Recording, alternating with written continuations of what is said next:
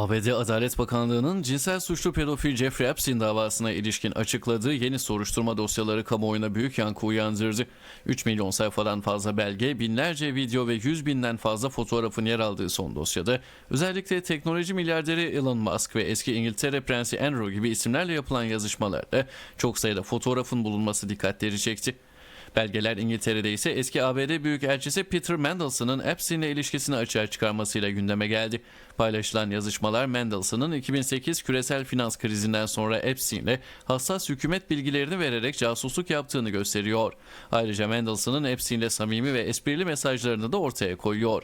Belgeler ayrıca Epstein'in 2003-2004 arasında Mandelson ve şimdiki Reynaldo Avila da Silva ile bağlantılı hesaplara toplam $75.000 3 ödeme gönderdiğini de gösteriyor.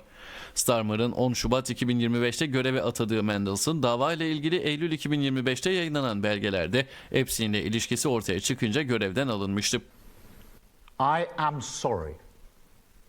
Starmer eski büyükelçinin Epstein'i neredeyse hiç tanımadığı biri olarak anlattığını söyleyerek Mandelson'un yalanlarına inanıp onu atadığım için özür dilerim dedi. Kandırıldığını söyleyen başbakan, hiçbirimiz bu ilişkinin derinliğini ve karanlığını bilmiyorduk dedi.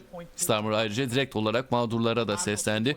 Şunu söylemek istiyorum, özür dilerim. Size yapılanlar için özür dilerim. İktidardaki birçok insanın başarısız olmasından dolayı özür dilerim. Mandelson'un yalanlarına inanıp onu atadığım için özür dilerim ve şimdi bile bu hikayenin bir kez daha kamuoyu önünde yaşanmasını izlemek zorunda kalmanızdan dolayı özür dilerim. Further information came to light